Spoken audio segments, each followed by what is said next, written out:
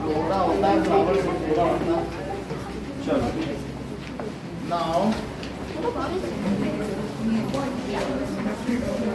Okay data handling निकालिए। आपने निकाल दिया। So here it has been given that what is the information given by the graph. Let us see.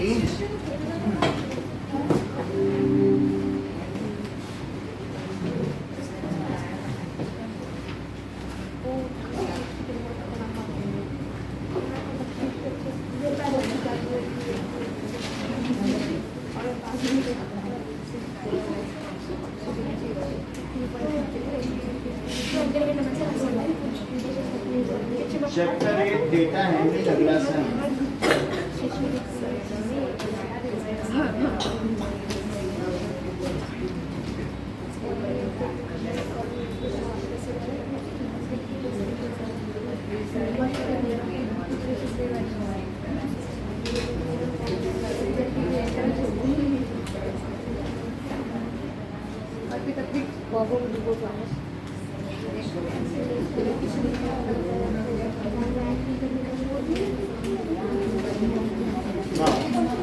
अब देखो इसमें ये दिया गया है कि there are 3 books. Okay, now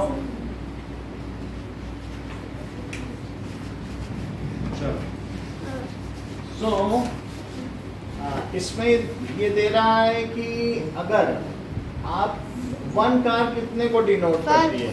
1 car stands for 1 symbol stands for 100 car.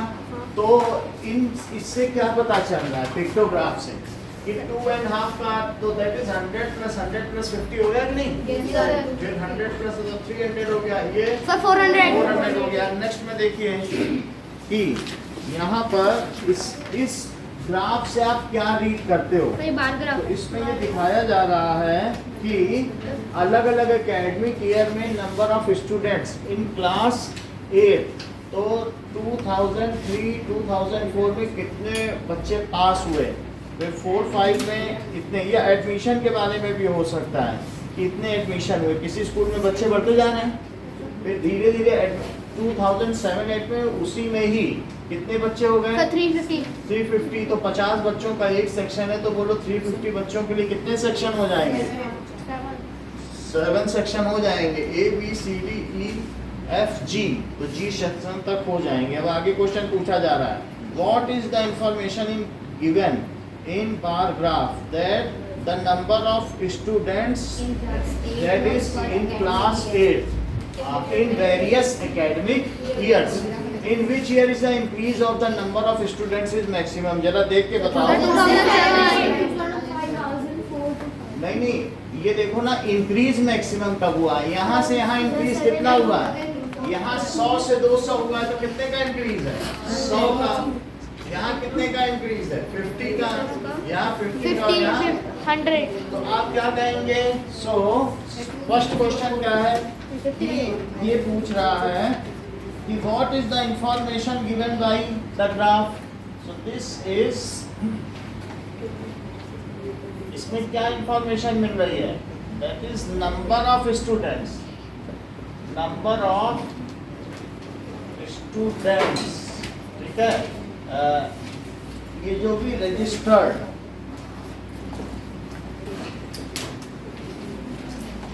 for various academic years in class 8, academic years in class 8 में अलग अलग साल में कितने बच्चे पढ़ रहे हैं, इस चीज को यहाँ बताया गया है। अब सेकंड में क्या कह रहा है? इंक्रीज किसमें मैक्सिमम है? देखो जरा, सो that is when the increase is maximum. So from 2003-4 to 2004-5 the increase in student is maximum increase in student, सबसे ज्यादा इंक्रीज कहाँ हुआ है? इन स्टूडेंट्स, ये मैक्सिमम है। और जो कि कितना है? 100। अब तीसरा प्रश्न देखिए, in which year is the number of students maximum? 2007-8 में नंबर ऑफ स्टूडेंट्स सबसे ज्यादा रहे हैं, तो दैट इज 2007-8। और कितने बच्चे हैं? दैट इज फैन आप लोगों को चलाना हो तो चला लो, नहीं चाहिए तो कोई बात नहीं। So in 2007-8 number of students are maximum। अनमोल चाहिए क्या ये पंखा? चाहिए। ओके चलो अगला देखो। ठीक है, नेक्स्ट इज पूछ रहा है कि स्टेट ट्रू और false the number of students during 2005-6 is twice. 3-4 से ट्वाइस होंगे क्या? ये कह रहा है कि 2005-6 में 3-4 के डबल बच्चे हैं। क्या ये बात सही है कि गलत? Number of students is twice. जरा देखो तो पहले 5-6 में कितने बच्चे हैं? तो 5-6 में 250 है और 3-4 में कितने हैं? 100। तो डबल है, डबल तो नहीं है, डबल तो इसके डबल तो यही हो गए 4-5 में, 5-6 में थोड़ी ना हो गए, यही हो गए डबल। देखो ये 100 ये 200 है बात कि नहीं? तो ये स्टेटमेंट क्या हुआ? That is false. आगे देखिए, क्वेश्चन में एक और चीज दी गई है, जरा इस ग्राफ को पढ़ें। इसे डबल बार ग्राफ कहते हैं। जो पिछला वाला था वो क्या था? उससे पिछला वाला क्या था? पिक्टोग्राफ था। अब ये डबल बार ग्राफ में दिखा रहा है कि 2 सेट्स ऑफ डेटा, जैसे सब्जेक्ट्स हैं, तो 5-6 में मैथ्स में बच्चों का क्या रिजल्ट रहा क्लास 8 के, और जो 6, 7 के 8 के बच्चे हैं, तो अब बताओ टीचर बदल गए दोनों के। तो 5-6 में मैथ के दूसरे टीचर थे और 6-7 में दूसरे, तो किस टीचर ने अच्छा परफॉर्म करके दिखाया? तो परसेंटेज 6-7। इसी तरीके से सोशल साइंस में 5-6, ये इसमें में पता नहीं चल रहा है। हम ये हो सकता है कि किसी बच्चे का इम्प्रूवमेंट कार्ड भी हो कि 5-6 में वो मैथ, ये इसमें बगल में लिखा है मार्क्स ऑब्टेन्ड बाय स्टूडेंट। तो 5-6 में पिछली क्लास में तुम 7th में थे और तुम अभी आ गए हो 8th में, तो पहले तुमने 5-6 में जो नंबर लाया, तो बोलो तुम्हारा मैथ में इम्प्रूवमेंट हुआ? देखो जसमिता कि नहीं, इसके हिसाब से हुआ है। अच्छा, सोशल साइंस में हुआ? हुआ है। अच्छा, साइंस में हुआ है। इंग्लिश में हुआ और हिंदी में मीडियम ही है। अब इस तरीके से हम देखेंगे कि इसी बार ग्राफ को देखते हुए यहाँ दिखाया जा रहा है what is the information given by the bar graph. इस बार ग्राफ को देखते हुए हमें बताना है। So that is the marks obtained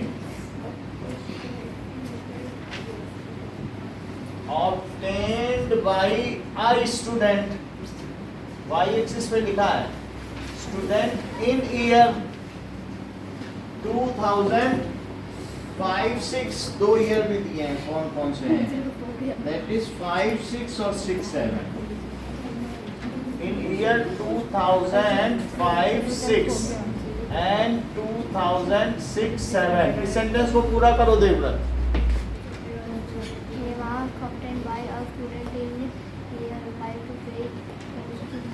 बोलो। इन वेरियस सब्जेक्ट्स, अब जो भी अलग अलग सब्जेक्ट्स हैं कि नहीं, तो इन मार्क्स ऑब्टेन, ये नहीं है इंग्लिश, ये इम्प्रूवमेंट थोड़ी बोल रहा हूँ, कितने नंबर पाए, ठीक है? इन वेरियस सब्जेक्ट्स, ये तो पहला हो गया। सेकंड देखो, इन विच सब्जेक्ट, कोई बीच में नहीं बोलेगा, अर्पित बोलेंगे। Has the performance improved the most, बोलो अर्पित। मैथ्स। थर्ड क्वेश्चन का रिपीट आंसर दो। In which subject the performance deteriorated. Sir English. बताओ मत, वो सो रहा था अभी, यही करो तो बता रहा हूं ना, तो बीच में बोलोगे तो जागेगा नहीं। तो in which subject performance deteriorated. Sir English. English. Fourth, तो अभी बताइए in which subject is the performance at one. Sir Hindi. Hindi. What the information you are getting from this graph?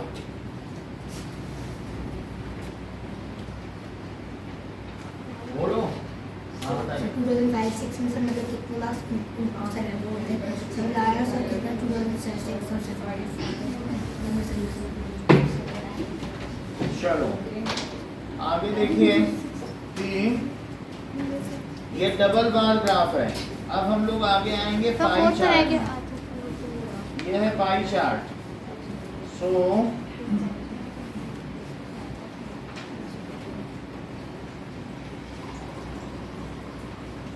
पहली मार्क से और आगे आना है। पाई चार्ट ये।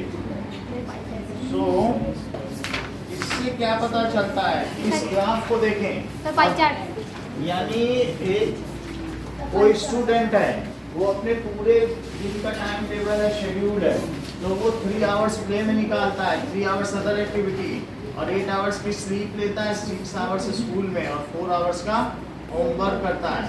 तो इस तरीके से है। तो ये पाई चार्ट है जो 24 आवर्स का है, तो उसमें 8 आवर्स का जो वेटेज होगा, तो अगर क्या तुम ये बता सकती हो आयुषी कि 8 आवर्स के लिए कितना एंगल लिया गया है। सो that is sleeping. For sleep central angle. Central. Sir, 8/160. 8 upon 360 into. हाँ 8 upon 24 into 360. टोटल एंगल हमेशा यहाँ रहेगा और दैट इज टोटल आवर्स नीचे and the hours during that subject. तो 8 से इसको काटो तो दैट इज 3 से इसको काटो 120 डिग्री इसके लिए है।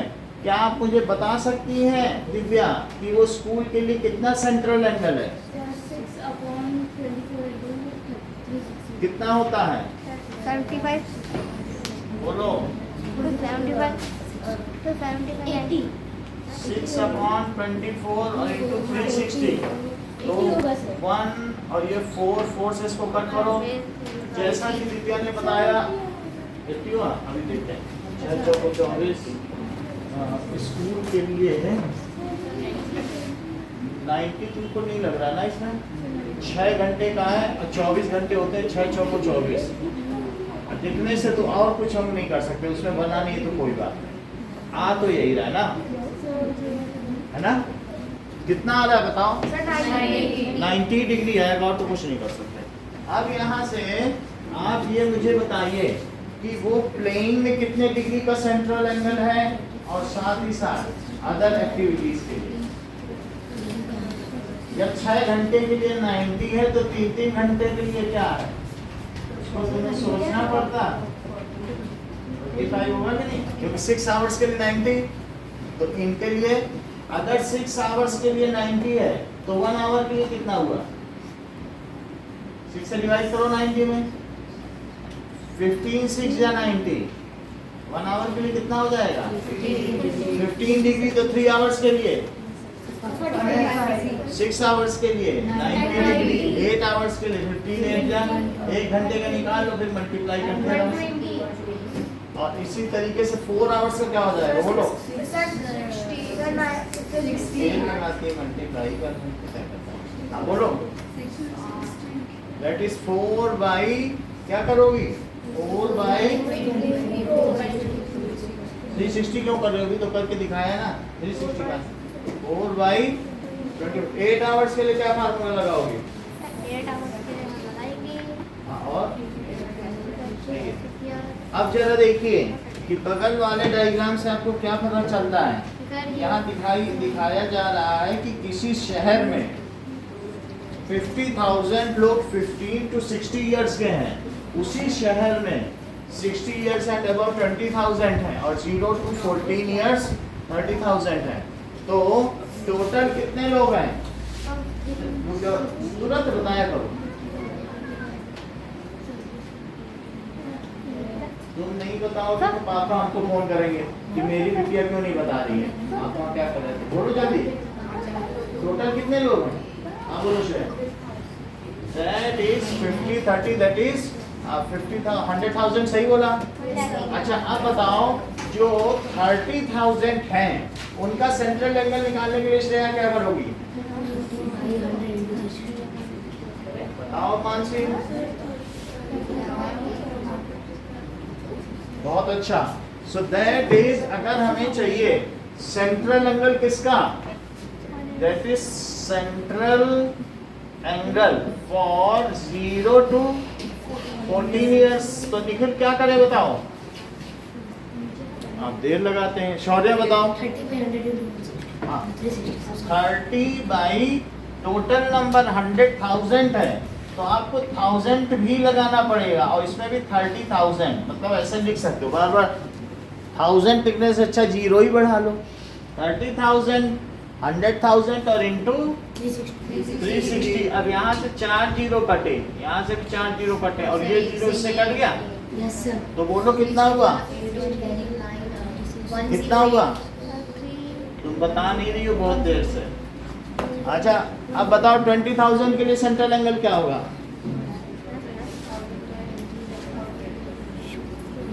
सही है, कितना आ जाएगा? बोलो 42 क्यों आएगा? यहाँ 36 का 3 से मल्टीप्लाई किया, वहाँ 36 का 2 से नहीं करोगी? 20,000 है कि नहीं? तो that is central angle for कहाँ से कहाँ तक? That is above 60 years, above 60 years. तो दैट इज 20,000 और 100,000 और इंटू 360 डिग्री। तो 4 जीरो से 4 जीरो कट गया, ये जीरो इससे कट गया। अभी कोई बोलेगा नहीं। बोलो जस्मिता कितना एंगल है? बोलो। अब इनके पापा बोल देंगे कि मेरी बेटी क्यों नहीं बता पाई, आप क्या कर रहे हो? तुरंत बोलते हैं और वो बताएंगे तो मैं क्या करूं? अच्छा 50,000 के लिए सेंट्रल एंगल क्या है?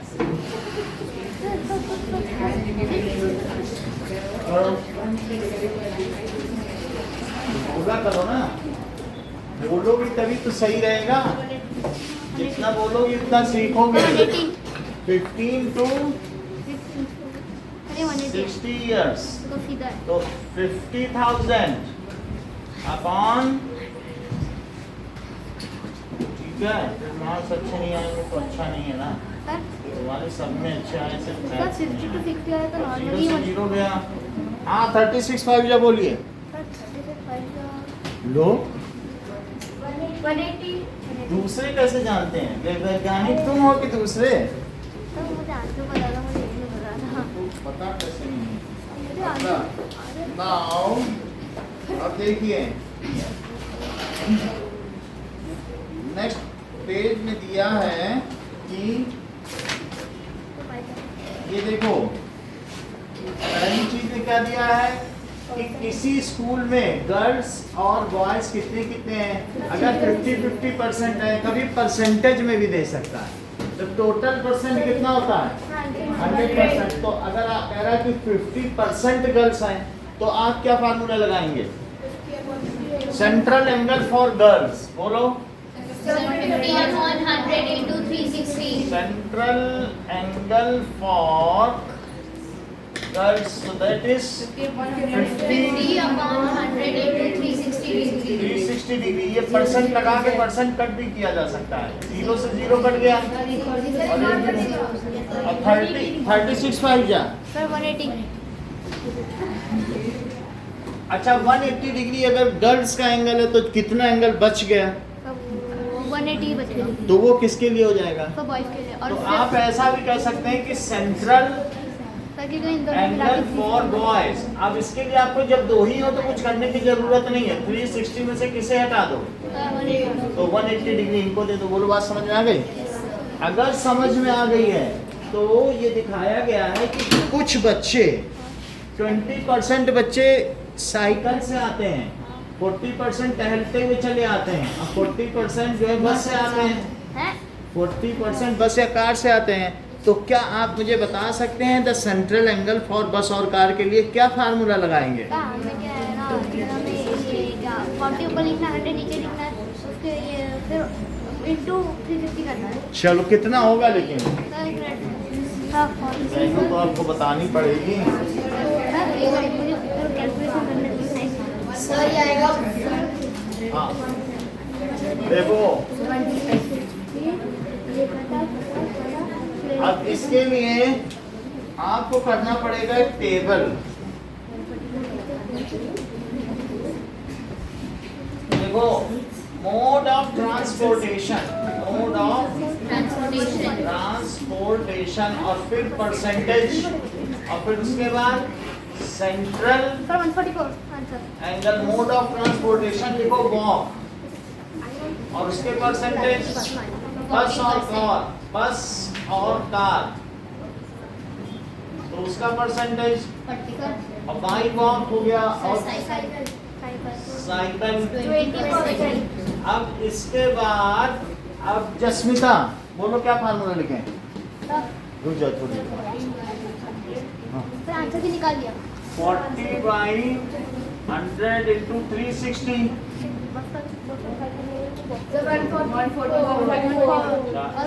24 सब बात का भी यही होगा। 144 डिग्री और यहाँ 44/100 144 डिग्री और 20% के लिए 20/100 दैट इज 72 डिग्री। ऐसे ही अब हम लोग आते हैं एग्जाम्पल नंबर 1 पे। ये देखो एग्जाम्पल नंबर 1 क्या कह रहा है? देखो कि on which item the expenditure was maximum. Various item किसी परिवार के लिए है। जॉइनिंग पाई चार्ट बता रहा है कि एक परिवार सबसे ज्यादा खर्च किस पे कर रहा है। देखिए बता दीजिए। फर्स्ट है example number 1। So the maximum expenditure, maximum expenditure का मतलब खर्च है, is on food. Okay, now Arpit second point बताओ। एक्सपेंडिचर कोई बीच में नहीं बोलेगा। On which item is equal to total saving of family. बोलिए अर्पित। किस आइटम पर, रुक जाओ बेटा, किस आइटम पर एक्सपेंडिचर टोटल सेविंग के बराबर है? मतलब जितनी सेविंग है उतना। एजुकेशन फॉर चिल्ड्रन, सही कह रहे हो। So expenditure on education for children is equal to, वो किसके इक्वल है? Saving for family. Okay Mansi, third point बताइए। If the monthly saving of the family 3000 है तो आप क्या लिखोगे कि लेट मंथली सेविंग, तो मंथली सेविंग कितनी है? क्या 15% है? Let total income, total income क्या है? इस टोटल इनकम कुछ मान लो, ठीक है? तो अब आप ये लिख लो 15% ऑफ टोटल इनकम। क्या यही 3000 है? Yes sir. देखो ऐसे सवाल किए ना। 15% ऑफ टोटल इनकम क्या है? 3000। अच्छा 15% वो कैसे लिखते हो? और into total income it is 3000। अब जरा देखो तो टोटल इनकम यही रहने दो और total income is equal to 3000। तो नीचे की चीज ऊपर चली गई और 15 नीचे चला गया। अगर मैं 15 से इसको कट करूँ तो कितना आएगा? 15 2 या 30 200 से मल्टीप्लाई करो, 20,000 20,000 रुपए, तो वो परिवार 20,000 कमाता है। अब इसमें देखो ये बात हो गई, 20,000 को कमा रहा है। तो अब यहाँ से आप देख के बताइए, then what is the expenditure on cloth. Expenditure पर कितना खर्च कर रहा है क्लॉथ पर? 10%। तो अगर 20,000 पे 10% कितना हुआ शेयर?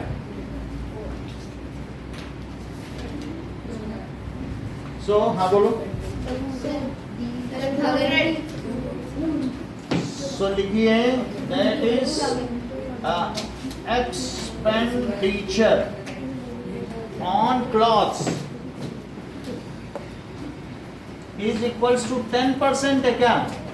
10% ऑफ सैलरी, या उसकी जितनी इनकम है, सैलरी ना हो या बिजनेसमैन है तो टोटल इनकम लिख लो, टोटल इनकम। तो 10% का मतलब कितना हुआ? और टोटल इनकम कितनी है? तो 2 0 से 2 0 कट गया और 2,000 रुपए। So that family expenditure on cloth कितना हो जाएगा? तो दिस मच इज देयर। सो अब देखो, नाउ दीज आर, तो आपको यहाँ पर क्या क्या दिया गया है कि ऑन विच, ये सारी चीजें दी गई हैं और हम आपके लिए पाई चार्ट बना देंगे। आपको ये 3 सवाल करने होंगे। देखो, सो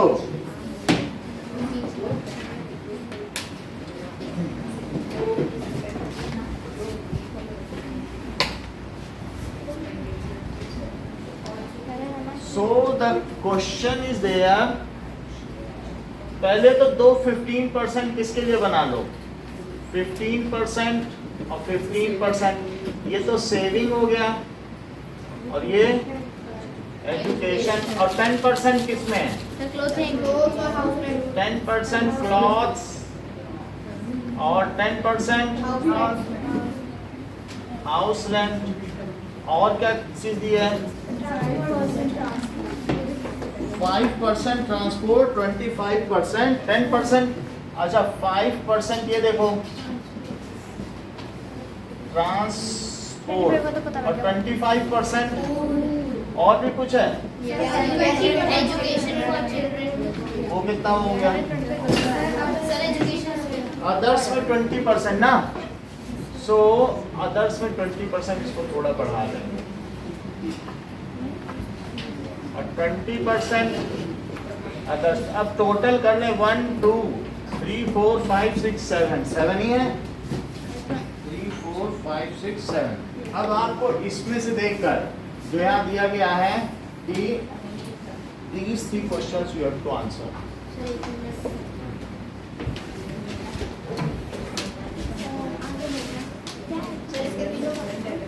ये तीनों कर दो, इतना ही करना।